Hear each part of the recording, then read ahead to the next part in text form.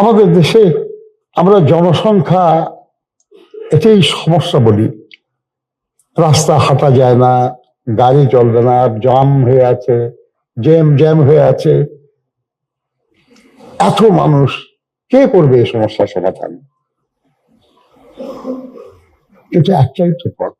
শহীদ জিয়া বলতেন যে মানুষ তো শুধু মুখ নিয়ে জন্মায় না যে খাবে, সে তো দুটো হাত নিয়েও জন্মায়, সে খাদ্য উৎপাদন করতে পারে। সেটা একটা মগজ দিয়েও জন্মায়, যে সে ভাবে এবং দেশের কল্যাণের জন্য কাজ করতে পারে। আমরা শুধু যদি আমাদের জনসংখ্যাকে জনসম্পদে রূপান্তরিত করতে পারি, আমাদের চেয়ে ধনী দেশ আর খুব কম আছে। বিশ্বের বহু দেশ আছে, যেসব দেশে একটু পানির জন্য অস্থির হয়ে থাকে তারা, চারদিকে পানি, সে কারণে অস্থির, খাবার পানি নাই। বৃষ্টির পানি ছাদের উপর থেকে পাইপে করে আপনার মানে স্টোর করে সেটা দিয়ে তারা প্রয়োজন মেটায়।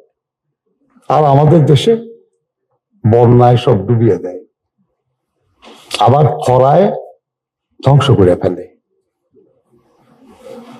এই যে সুযোগ, যখন পানি বেশি হবে তখন যদি সেটা আমরা সংরক্ষণ করতে পারি, এবং যখন কম হবে তখন যদি সেটা কাজে লাগাতে পারি, তাহলে তো পানির সমস্যা আমাদের থাকার কথা না। সেটাই করতে হবে। কিন্তু আমি বিশ্বাস করি আর কি, যে আমরা যারা বয়স্ক মানুষ আছি, আমাদের দিয়ে হবে না এটা ততক্ষণ পর্যন্ত যতক্ষণ না আমাদের চেয়ে যারা ছোট আছে, যারা তরুণ আছে, যুবক আছে, তারা আমাদেরকে সামনে জোর করে ঠেলে না দেয়। অভিজ্ঞতার প্রয়োজন, কিন্তু কাজটা করার জন্য যুবক তরুণদের প্রয়োজন।